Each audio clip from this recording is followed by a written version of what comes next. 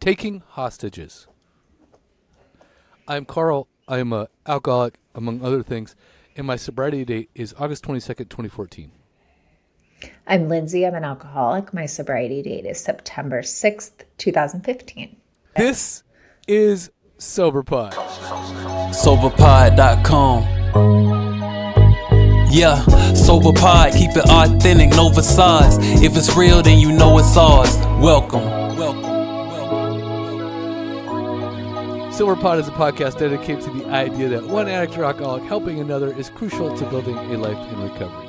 Join us this season, and just in like the last two seasons, as we read from our books, 366 Effing Day Sober and Spirit Vigilante. And as always, stay active, stay sober. And by the way, you can get those books by going to soberpod.com. I should actually put your links on there too. And you can also go to thespiritvigilante.com. And these are two wonderful books that we read from basically every episode. And we also pull from other sources as well. But hey, we're just reading from the stuff that we've already sourced. How's that? Lindsey, did you have a good week? Yeah, I did. I had a good week. I'm feeling good. There's a lot going on, kind of chaotic, but all good stuff. And how about you? I got a little humdrum. I got a lot of work actually going on, which is super cool. Like, by the way, I don't know if you guys are following along or listening, but I lost my job like a year ago, a little bit more, actually way more than a year ago. And I've been having to kind of freelance and pick up clients and that kind of stuff. And it actually has been working out. Which is super good. I don't know how else to say that. I love paying bills. I love not having to sell my car. I love not having to debate that stuff. You know what I mean? It's been a treat. And then, which reminds me, thank you everybody who has donated to the podcast and who has bought the book and that kind of stuff. All the money from the book and when you're doing the memberships, all that money goes to support the podcast and it's hosting and it's the software that we need in order to record, like how we record. All that stuff is My fee. Yeah. Lindsey's $2,000 fee per episode. My media presence. But again, Lindsey does not get paid, just FYI. No. I do not get paid. So that's the thing. All that money is used so thank you very much. And it used to get pulled out of my pocket, and for the first time last year, the podcast paid for itself for once, and that was with all the proceeds from the book and with all the donations. So thank you all very much for what you've done. I don't know if it's going to maintain it this year. The membership people are canceling their memberships, right? And I'm like, but hey, whatever. So we'll, I don't know. We'll see if it makes it this year. Hey, talking about building. I'm trying to get you on a podcast that's coming back to life that we used to be a part of. SoberPod used to be a part of. It's called Friends in Recovery. So they're recording episodes and they're going to try and get back on the airwaves a little bit. So if you are listening to this and you are familiar with Friends in Recovery, look for, posts for it coming from us soon about it. So we definitely support what they do and they support what we do. So it's kind of a nice little deal. A sister podcast, if you will. So Lindsey, I guess, hey, are you doing anything coming up? Talking about books and whatnot? Yes, I have a virtual offering actually in a few weeks. Saturday, July 12th at 11:30. It's a class called So You Want to Write a Book. So it's a 2-hour virtual class. You can join from anywhere you are. It's 11:30 Eastern Standard Time, and it'll be kind of a 2-hour high-level view of the book writing process. So you walk people through the entire of writing a book, and it's not just recovery based, right? Nope, just any book you want to write, and like I said, very high level view. So it's kind of an appetizer, and then there's different ways you can explore those topics with me later. Nice. But just kind of, I think it's intimidating, and people make it this big drama, and it doesn't have to be. So it's kind of a little bit of that inner critic imposter syndrome stuff too, but then the literal process. So totally. I'm excited for that. If anyone wants to join, That's awesome. Yeah, I understand how it appears intimidating, and like even when like just even telling people that I've written a book, they're surprised, right? Because I think that they see it as such a huge thing, and to me, I'm like, well, it's just something I did. It's just, Yeah, it's just but another thing it's a I big did. deal. Yeah, but it's Yeah. like at the same rate, it's not that intimidating once you know like the process and how to sit down, and you just like anything, you make it a habit, right? Or you make it an effort, and you chop wood and it gets done. So Yeah. eventually you burn down the whole forest. All right, Yeah, so and I just love inspiring people and letting them see that they can do it. I think some people feel they need permission or, oh my to gosh, it's feel. almost like recovery, isn't it? Yeah, Yeah, yeah, yeah, very much, very much. Okay, talking about recovery, are we going to talk about actually staying sober at yeah. any If point? we Are want, we we might actually, as well while we're I here. honestly, I don't even know if we're really going to be talking about being sober as much. Isn't that kind of crazy during all this stuff? So we have a Yeah, maybe like topic. emotional sobriety. Yeah, we have a topic for June 18th from the Yep. book because today is June 18th, but this will probably release a little bit later. But the fact is this, is that, I wrote this stuff based off of, I wrote this writing based off of a talk that David Foster Wallace did, and we've talked about it in the past in a couple episodes. And David Foster Wallace did this commencement speech called "This Is Water," and I don't really want to go into that as much, but I do want to talk about like how I related to that or got this topic out of it, which was basically how I was living my life up to the point I got sober, which is really, I mean. Yeah, and of course, after getting sober as well, but that's really where this was inspired from. So, do you want to read it? Do you want me to read it? I can read it. Awesome, I would love that. Cool. Let me know like where I fucked up writing it. Yeah, I'll do edits in real time. Okay. Just kidding. June 18th. We all worship something. The difference is what we choose to worship. For a long time, I worshipped the rat race and all the trappings of the American dream. It started with money and using my talents to acquire more and more. When I wasn't using drugs, you could say that my drug was, quote unquote, more. I got married, had kids. Hostages is what we affectionately called them in the rooms. A house, cars, a better job, more skills, more money, an even better job, etc. It went on and on like this for decades. I also drank the entire time. I worshipped all these things and held these things as my measure of success. Devotion, love, adoration, and reverence are synonyms for worship. One word that my thesaurus didn't include was obedience. In the end, obedience is exactly what I felt about my forms of worship. Reflections. What do you really worship? Don't kid yourself. What do you think about, adore, and revere? Daily challenge. What can you worship that will never fail you? Pick that. Mic drop. Bam! I'm out. See ya, bitches. That's Okay. a great, I love that ending. What can you worship that will never fail you? Pick that. Beautiful. Very well written, Carl. Oh, thank you. So you don't want to edit? Get the ripping No, out? Okay. I wouldn't beautiful. edit any of that. Nope. Beautiful. Yeah, no, all of this is very much like string of thought sometimes too, right? It's like I would listen to that stuff and then I would just sit down and just start writing. And of course, my editor felt differently about certain things, but left a lot of things. And thank you, Ant, for your editing if you're still listening. And then so I think it's so strange. And I was trying to think about this earlier. I was trying to think about this reading and like how I really felt about how I was living when I was drinking. I drank for decades, like on this kind of thing, 15, 16, 17 years, consistently anyway. And I'm surprised that my liver is still here, honestly. I never stopped to pay attention. When you were drinking, did it ever just occur to you to even, I mean, your book, for instance, has a lot of like references for, philosophers and philosophies about, and the spirituality that's involved in there, like all the references to all these other bigger concepts.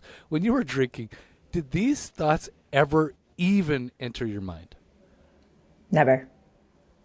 So why do you think Never. that is? Because I think when I was drinking, any substance cuts me off from infinite concepts. So that includes spirituality, that includes philosophy, all of those abstract things. I just feel completely split from. And I think that's a physiological thing as well as a mental thing, as well as an emotional thing, as well as just shame and feeling I can't even go there because it just cuts me. It just cuts me from all of that. I don't have access to any of that when I'm drinking. Yeah, I talk about it in the book on a couple pages where I talk about my ism, and I always define ism as I separate myself. Ooh, that's a good one. Yeah. Yeah. So one of the things for me is when I talk about worship or the taking hostages, right? It's like I hate to sound kids. If you're listening, don't listen to this part. But my kids, if you're listening, the fact is like everything in my life up to the point of getting sober, I felt was there for distraction and wasn't there for any purpose. It wasn't purposefully made, and it wasn't purposefully put there by me by any amount of forethought, right? Like everything I did, it's so funny. They talk about in recovery, one day at a time or just for today. And I never lived more one day at a time than when I was drinking. And you know what I mean? Like I never lived more than just for today than when I was drinking. So it's so ironic that they talk about like, to stop drinking, you just have to do it just for today. And I'm like, well, I'm used to that concept, but I don't know that I don't know that. You know what I mean? Yeah. Yeah. So I think that's kind of part of it. Like these things that we do, it's like I always just like, so whether it was my job or whether it was my talents or whether it was my kids or the white picket fence or the big house or the cars or the whatever, right? The shiny shoes, the new jacket, whatever floated my boat in the moment, that's what I went after, and nothing else mattered. And nothing else matters. Okay, so, talking about that, karaoke this Friday at the Corona Serenity Club. Okay, no. So do you relate to that? Like when just like the very surface level, like desire of getting and wanting and desiring more, do you relate to that? Yeah. I mean, I think all of that was a distraction for me because I didn't have any passion or anything to yearn for that wasn't surface level. I feel that I was chasing more like emotional fixes. So hostages, I didn't have kids, but I had boyfriends and I held them hostage, I feel. And everything was just about how can I feel better in this moment? And being just emotionally dependent on everything else around me.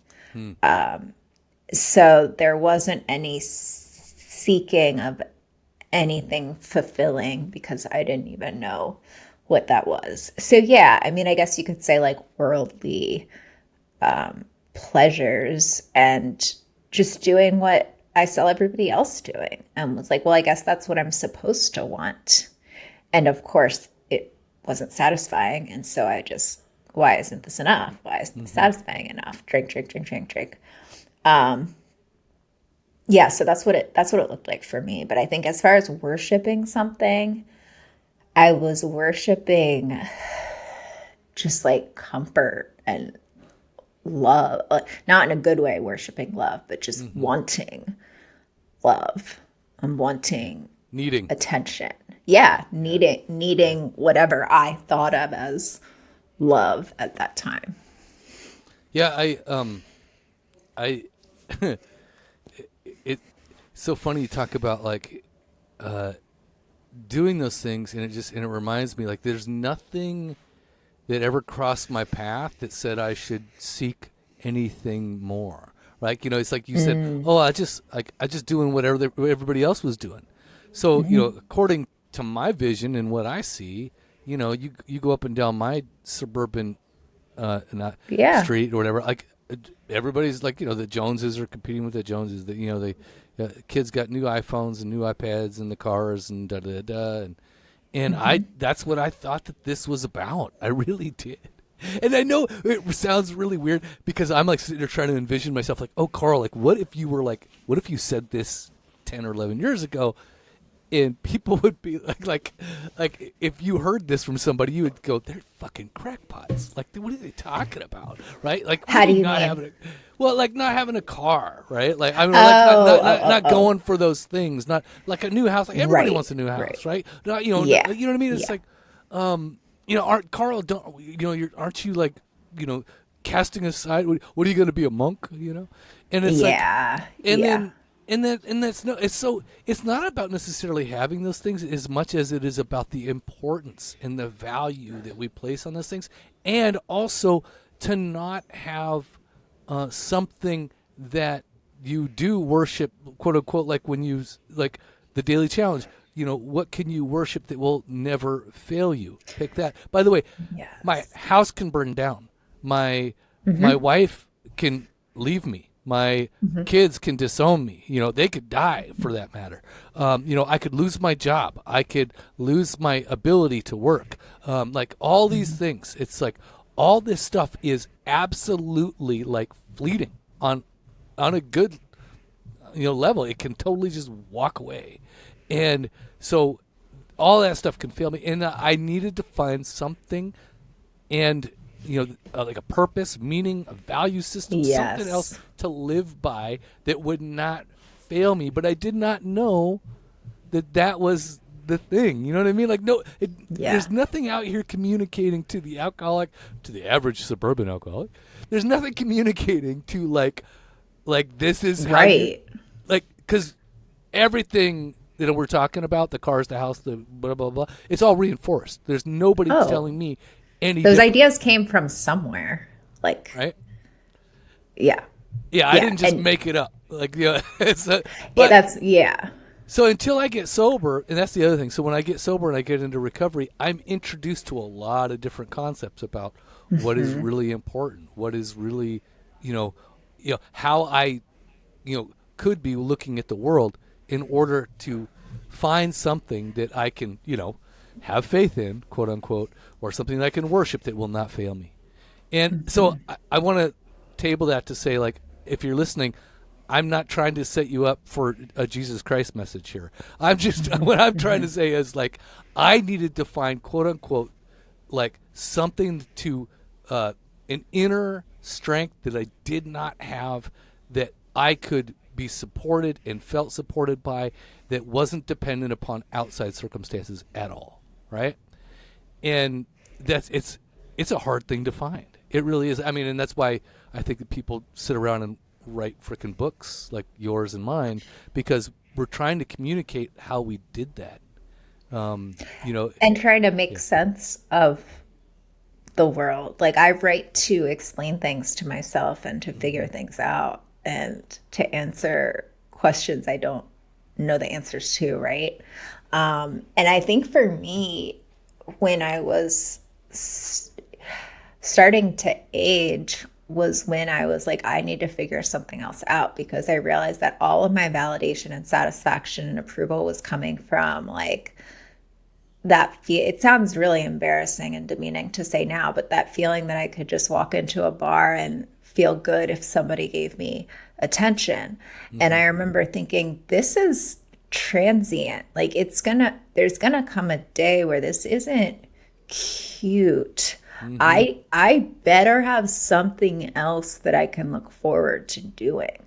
And I don't even know how that thought came to my mind, but it just scared the shit out of me. Probably because you I was saw like, some nasty haggard bar I flag. did. You were like, I can tell you the exact moment. Yeah. I can tell the exact moment I saw that and where I was.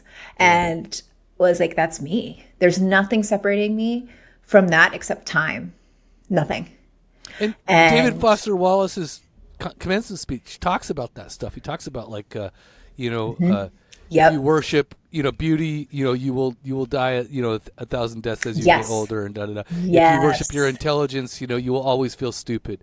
If I you, didn't it's even like, think of that. it's like Yeah. all these things that like, are so all that stuff is out there, and it does fail, and it does break down, and it does get old, and and again, it's not cute anymore. So it's like, It and wasn't cute while it was happening, yeah, but yeah, right. Yeah, for in sure, my for head sure. it No, was. but meaning like if you utilize your beauty in order to gain favor from Right. walking into a bar, for instance, or just even a school hall, doesn't matter. The fact is, like, if you're utilizing that as your level of like, uh, self worth and value, then Or transaction yeah, it, almost, right? there Yeah. will come a day when you walk in and the guys don't look anymore, and Yeah. they're just, and then you will feel absolutely deflated. And again, it's what you worship. So what are you worshiping at that point? You know what I mean? So, yeah, And just the fear of that day coming puts so much pressure on you. oh And yeah, I think that's why we see women, which I totally understand, and maybe I'll end up doing this too, but just clawing into that youth in any way that we can because we don't know anything else. Like, how can I keep this? How can I keep the people looking at me? And just knowing that time is coming and inevitable puts so much pressure on you, because worshiping something is bringing up one of the biggest causes of human suffering, which is attachment. And attachment can be fear of not getting what you want or fear of losing something that you have, equally providing pressure on you. So if you're worshiping beauty, I don't know how to actually put that into words, but any of that fear is going to be, if you're latching onto it and depending on something outside of yourself, meaning something that's contingent on moving variables that time will go forward, that's a law that we know, then you're losing. It's a losing battle. yeah.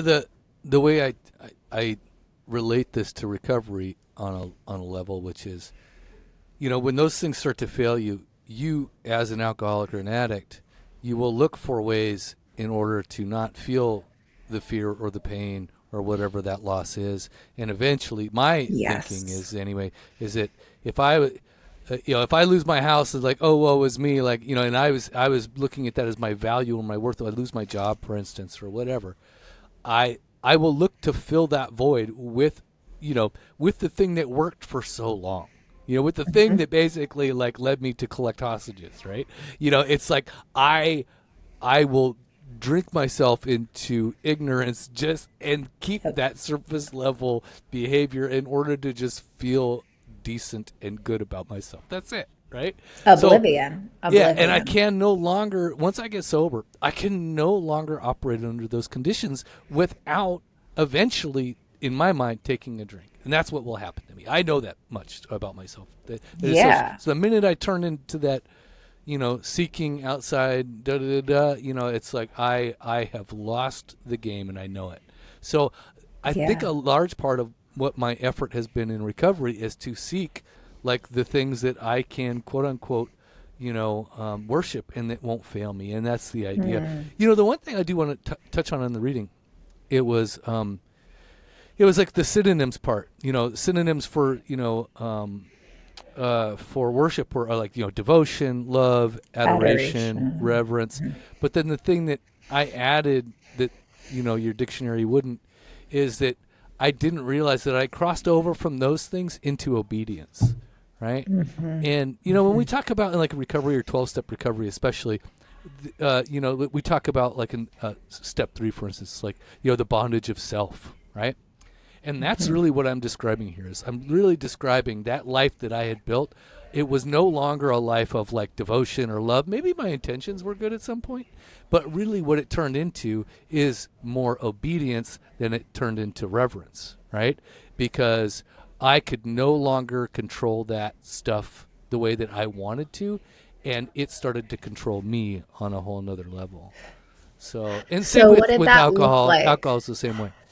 How did that look? Like what what was you being obedient to So what you you were talk about, worshiping? you said it really well. It's like, fear of losing something that you have, right? Mm-hmm. So in order to not lose something, I would completely abuse my time or myself Okay. or whatever. Okay. So if I had to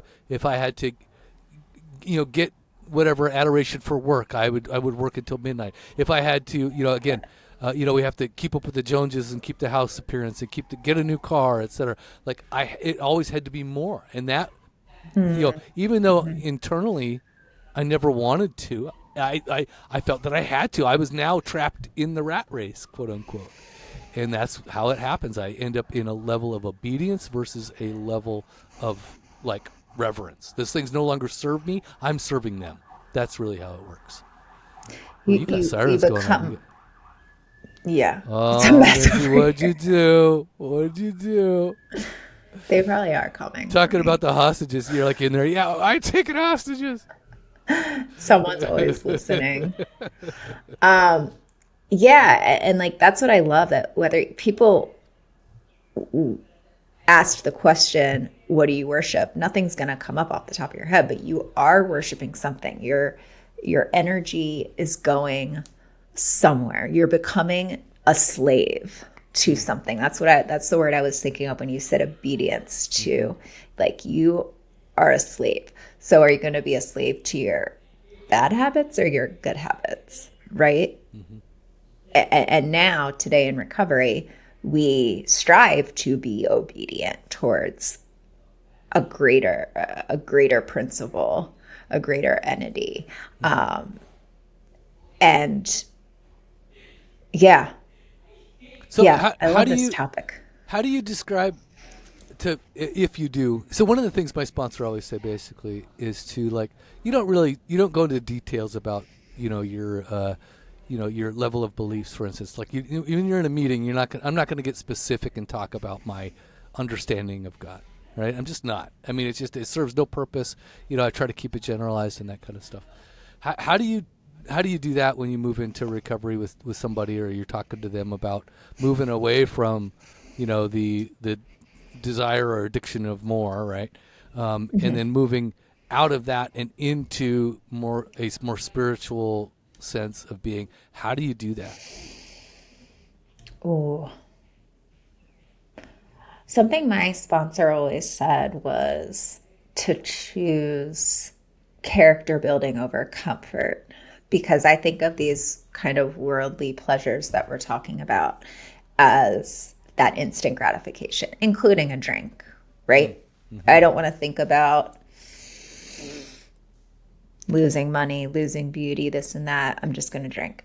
And so that's instant gratification to me, or calling the wrong guy just because I want to feel better when I know that I broke up with him last week because it was toxic. Like, that's instant gratification. That's not character building. And so that might seem vague and maybe a hard decision, but you can usually tell what's a comfort you're reaching for that isn't a good idea. And so what I take that to mean is, instead of choosing that external thing that I'm becoming dependent on, I'm choosing to develop my inner resources, which will only make me stronger for the next time a temptation comes, or the next time a bad feeling comes, or something that I want to erase.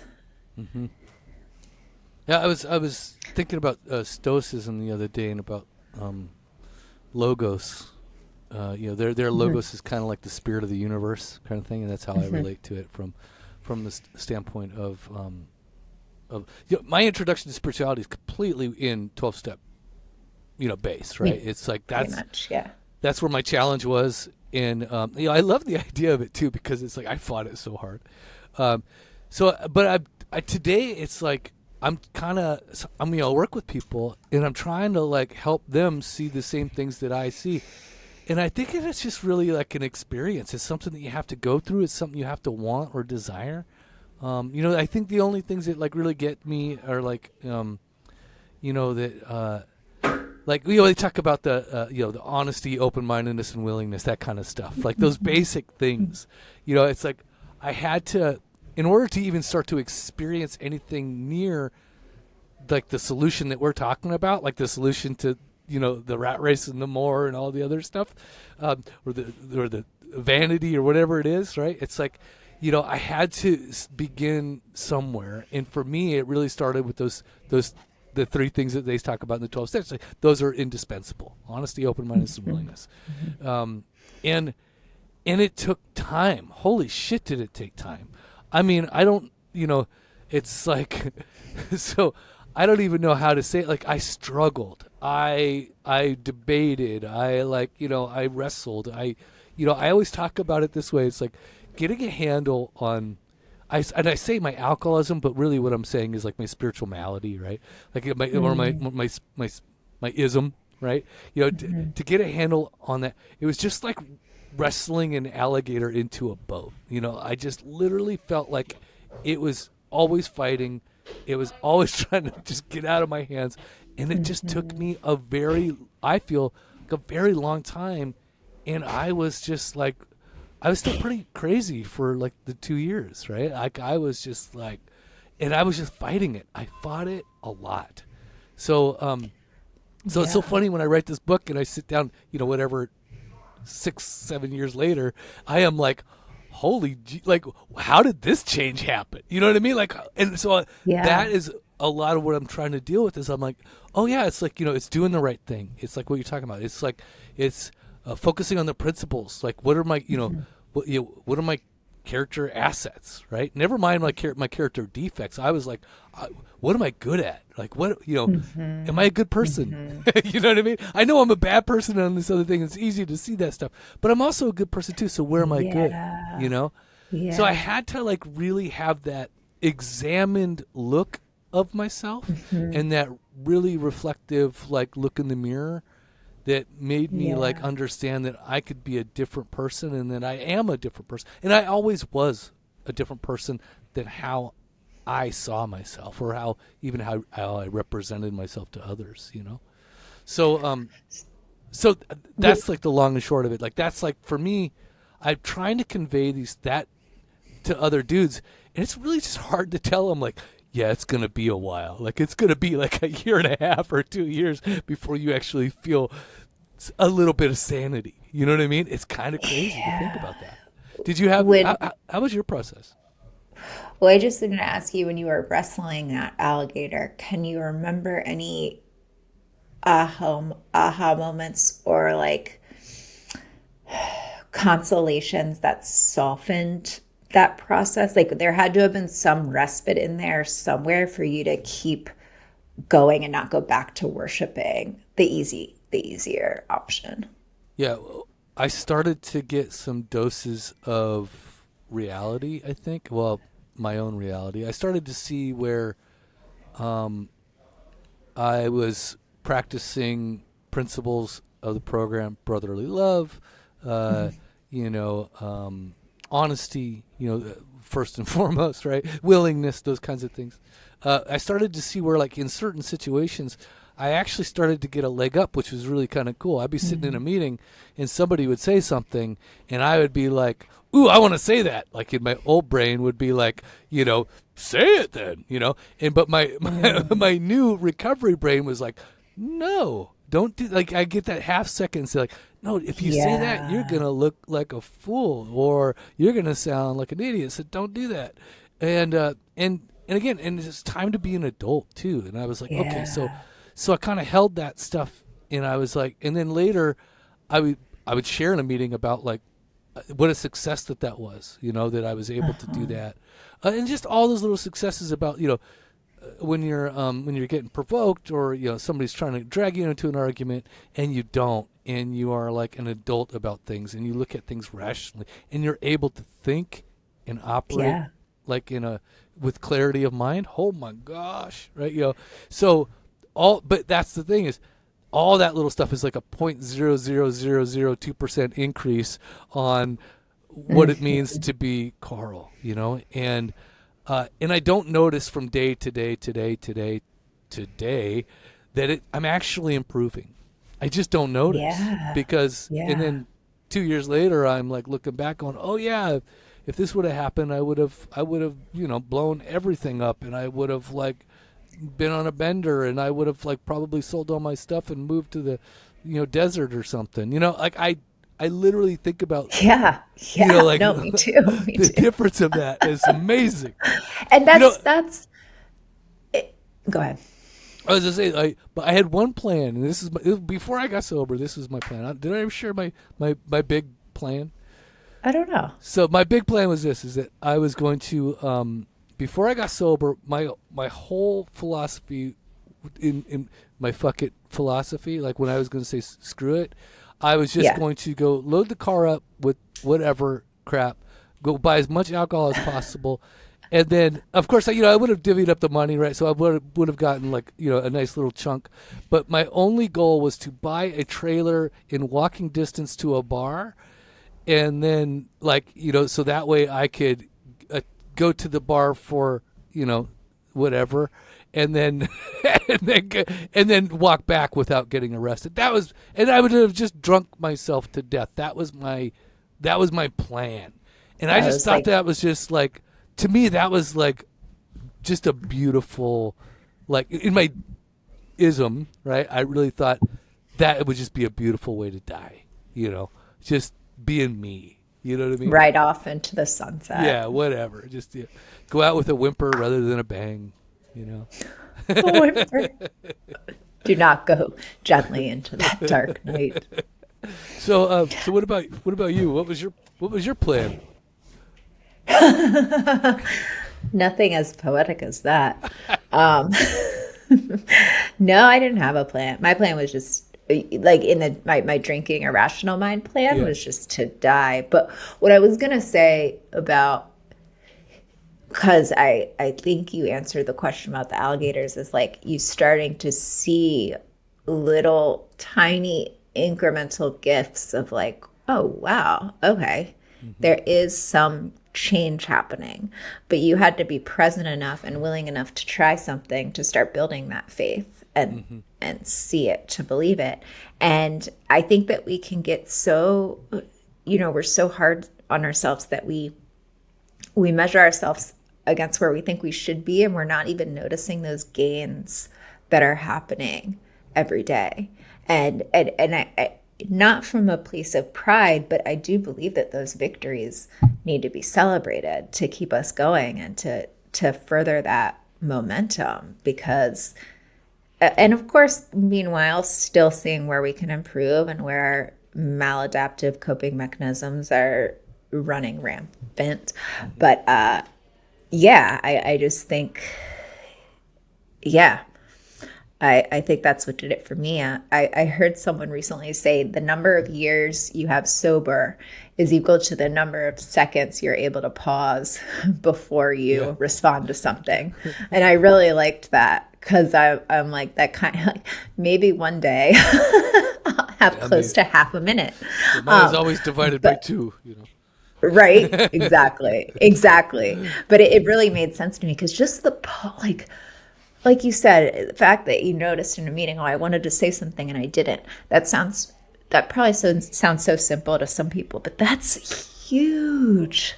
That's huge, that we can even pause and choose. I don't always make the right choice, but I can pause and decide to respond rather than react to something. Well, especially, I do suffer from foot and mouth disease, right? And I also suffer from, just not you, vomitus,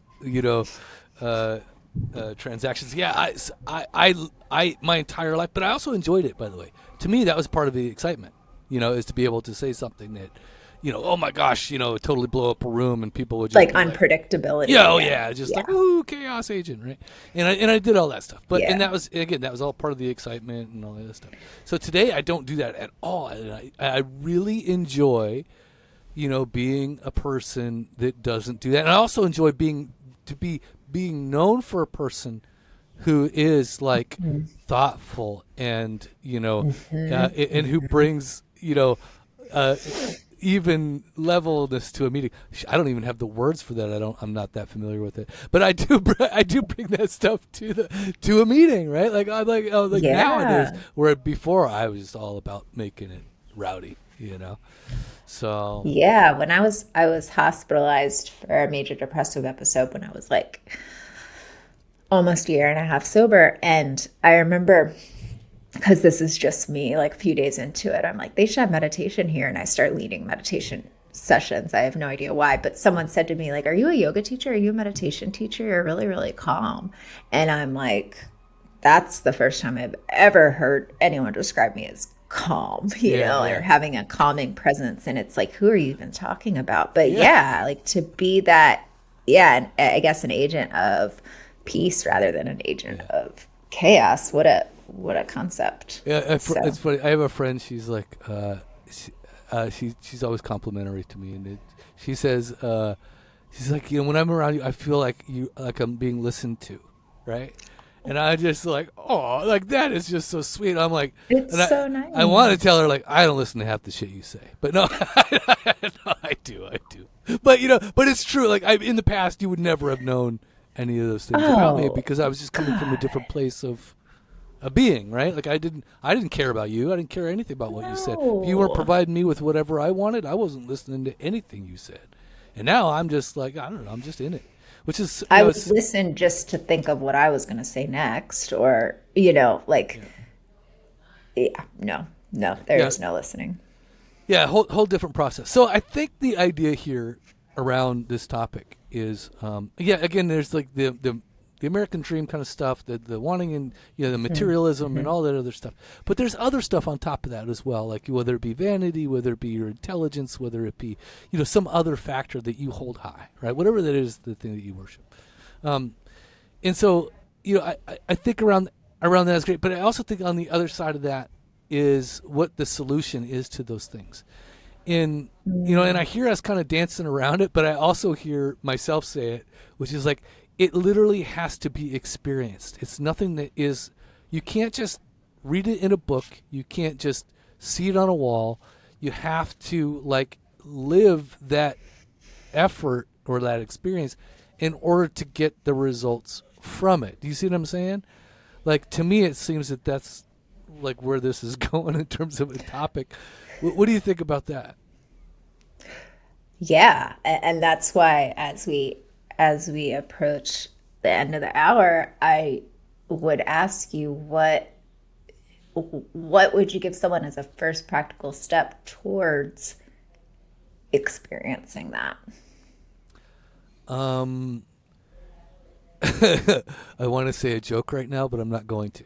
I want you to. But so what? The question is, what's one practical thing that somebody could do in order to start? For me, it started with being honest. Like, again, honest, open-minded, and willingness. Like, I needed to finally tell somebody what my real thoughts were. I was always afraid to tell somebody what I felt about the subject matter, right? If I'm looking for a solution, spirituality, for instance, if I'm being told that being spiritual is a solution, I would literally just deny it. I would just say, no, absolutely not. Nope, it's bullshit. You're unintelligent if you think that way. You're a moron. And if you do anything along those lines, you're more of a moron. I don't want to hear anything about it. But that was on the inside. Right? Yeah, of course. On the outside, I said, "Oh, sounds good. Oh, good. Oh, good for you." But I would go home and just be like, "It's not for me. I'm never going to do it." So I needed to start being honest with somebody and to tell them what I really felt about things, and then what I was willing to do, and I was asked to pray. The first time I was asked to pray, right? And do you pray, Lindsey? Do you pray at all? Yeah, I do. So I the first time I was asked to pray, it was because a dude with 20 years sober walks into a meeting, and we're all there. It's a normal meeting that I've been going to for about 6 months, and there's a lot of people that I've really come to, befriend, and I'm really getting to know them, and I'm really caring for them, and they have their struggles, and I'm really getting, I'm working on empathy. I am like, wow, I'm being compassionate, like talking to them, whatever, and then this 20-year-old sober dude comes into a meeting and tells us that we're all pieces of shit for some reason, and then basically says that we're all doing it wrong, like there are shares were just all bad or whatever, and that we don't know what the hell we're talking about. And I just literally wanted to jump across a row of chairs and punch him in the fucking throat, right? Because he wasn't saying it to me, and actually if he was saying it to me, I probably would have harmed him. Okay. But he was, again, I was 6 months sober. You know what I mean? Like, come on, give me a break. No, I get it. So, but he was picking on somebody else. And when there's injustice like that, I like literally just like, I just, I can't help myself. So I don't say anything because I'm like trying to check myself before I wreck myself. But I step outside and I call my sponsor. And the dude's still in the meeting. I'm literally calling my sponsor in a meeting. And I'm like, dude, I can't do this anymore. That's funny. I call it's my first sponsor too, and my first sponsor was an atheist, and so I step outside and I say, hey, I can't do this anymore. This is bullshit. I don't want to go to these freaking meetings. I'm just gonna bail. Like this is bullshit. I'm calling you because I just want to give myself a chance for you to talk me out of it. That's really what I want to do, and he goes, well, what's going on? He's like, so were you feeling like bad before you went in the meeting? And I was like, no, actually, I was feeling pretty good before I went in the meeting. And he's like, oh, that's different. So you're actually in the meeting and you were pissed off, right? And then then here's the best part. He actually knew who it was. He knew this dude, right? Ooh. So he had some perspective now, right? Because he's like, oh, and I described the dude. So he has a perspective now. And then he goes, tell you what. He's like, this is what I want you to do. He's like, I want you to go in there, finish out the meeting. Don't say a word to him. But when you go home, I want you to pray for him every day for the next 2 weeks. And I really want you to pray on a way that is like, and I don't pray, by the way. And he's an atheist, just FYI. I do not believe in prayer at all, right? I really don't. But I'm trying to remain honest, open, and willing. I really am. And so I go home as instructed, and I'm to pray every day for this dude to get everything that I would desire out of life and da-da-da and all that stuff. And I do that. And I tell you what, I pray every day that he gets everything that's coming to him. And I hope he gets it really hard in the face. I pray you run your car off the side of the road. Well, I mean, I really... So what happens, though, is I do, all right, I go, okay, that's so stupid. If I'm to do this right, I really need to do it as instructed. So I'm like, all right. My atheist sponsor is telling me to pray for somebody. Okay. So I do this. And I start thinking about this dude. And I'm like, oh, this sad dude, right? He's 20 years sober. And he's coming into a meeting and doing this. Like, how unloving is that? And I started to feel pity for him. And I started to feel sorry for him. And I was just like, oh, geez, like, you know what? It really, like, I hope that in 20 years I'm not doing the same thing. I hope I don't run into a meeting and, tell everybody they're doing it wrong or whatever. And just the lack of love and empathy and actual understanding about the human condition, everything about it was just, and I was just like, and so I was like, oh, so then I started to see this person very differently because I would think about him every day, and I would really, so I really started to pray that he actually get the awareness that that I hope for, that get the love and get the compassion and get the empathy and all the other things that I really want out of this world. And what I really desire is to be loved, right? That's it. I hope he's loved, And so, 2 weeks goes by, and then it's fine, and then and my opinion changes to this guy, and then literally like 3 or 4 months later, I walk into a men's meeting, and there he is, and there's a chair open next to him, and instead of going over there and punching him in the throat, I just sat next to him and just struck up a little conversation, whatever, and just. Blah, blah, blah, blah. But and then when he shared again, I just listened and I heard the hurt and I heard the pain and I heard a difference. So, long story short, or long story, I literally, I prayed, but I don't believe that, the incantations worked. I don't believe that, that a deity came down and answered the prayer. I don't believe that he really got the empathy or the compassion or whatever. The thing is, what it really changed was me. Just my thought, my activity, my awareness, my understanding. Your perspective. Prayer changed me, had nothing to do with that dude. And so so I started to see it very differently. It's like and it's experiential again. That's why I started. Then when I would hear somebody talking about prayer, I would be like, "Oh yeah, I kind of know what that's like." Oh, the spirituality. Okay, maybe I can walk into that and see what this is about. And so I started doing meditations. I started doing all that stuff, and I started doing prayers. And I did start to memorize the incantations and all the other good stuff that, but only because it was associated now with me with a better perspective and a better understanding and a better view on the world that I could have if I was only brought enough awareness and attention to it. Make sense? I hope it does. Yeah. So your actionable advice is to be honest, open, and willing. And to participate with those try. things. Like, That's what I'm saying. Like willing to take heed advice. Yeah. On practicing those principles. Yeah.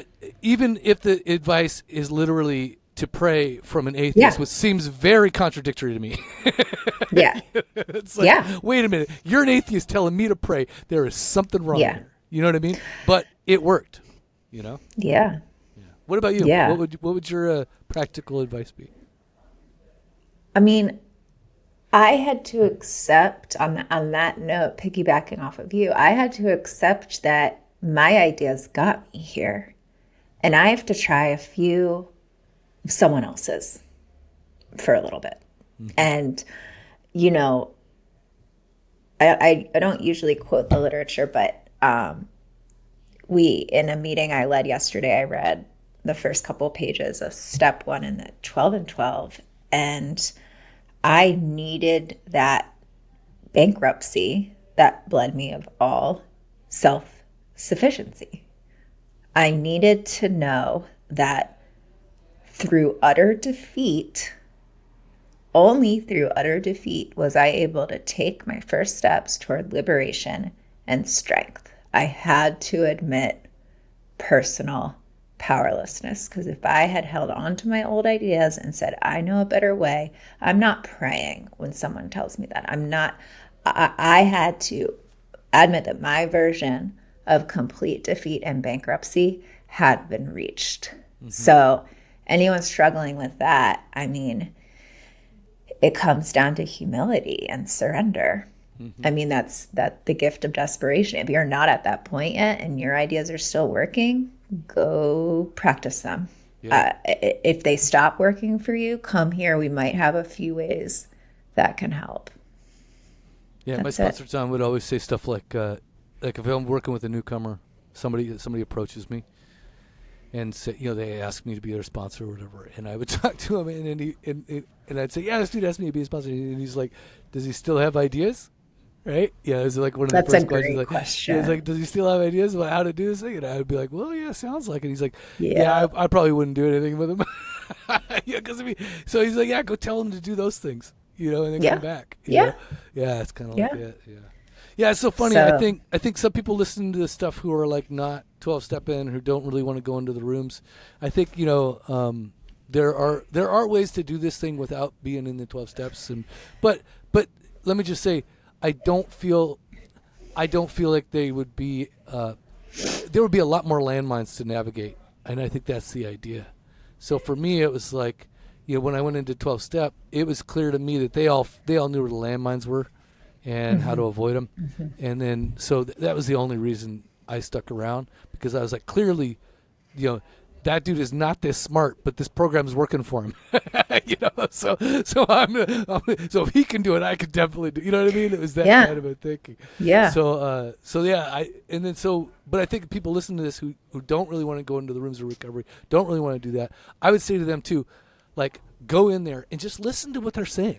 Audit the meetings. You don't have to do it. You don't have to go in and join the cult, quote unquote. You could just literally go in and just listen to what they talk about and how they talk about, and then go home and research your own versions of that stuff. That's what I did. That's literally what I did. Yeah. Like, I think I went in with the idea of auditing and realize, like, confirming that it wasn't for me. If I'm being honest. I think I was looking for a hole, because if there was a hole, then that meant I don't have to do this and get sober. So. Oh, you're looking for a loophole, a way out of doing it their way? Yeah. And a hole in the system that I could say, oh, look, no, that doesn't work. Yeah. I did the same thing. I did the steps with the intention to prove them wrong. So that was that's a great way to No, to get someone to do the steps. Really? As a sponsor, I'm like, yeah, do it and see if it doesn't work. Yeah, no, and that. So but I did it with the college trial. The other thing was that I tried a lot of stuff already. You know what I mean? Me too. Like, and I read a bunch of self-help books, 5 or 6 that didn't seem to be doing anything, and I always thought it's like, maybe it's a time management problem. maybe it's because I don't use my calendar correctly. It's like, anything, but it might be the amount of alcohol I consume. Anything but that. And that's why I'm very sensitive to talking about AA at the level of, all of those things. And I'm not... If you're listening to this and not in AA, that's fine. Maybe you can relate to when I say personal powerlessness. That's pretty clear across the board. If you're struggling with addiction and alcohol, just be honesty, open-minded, and willingness. That's not AA didn't invent that. Be open-minded to AA didn't even invent AA. To be honest, all they did was it was an amalgamation of all these other different things. Exactly. Right? So AA just repackaged the stuff that. Yeah, and I'm not saying it's the only way or proclaiming that. This podcast, which is what we say at the beginning of every episode when you remember to, is one alcoholic helping another by sharing their experience. My experience involves AA. I can't share my experience without talking about AA. Exactly. Not everyone's experience does. Yeah. But my experience also includes many, many other things other than AA as well. And that's the other benefit too, is that AA was just maybe, it was a grounding point, a starting point. It was a collection of, like I said, they knew where the landmines were buried.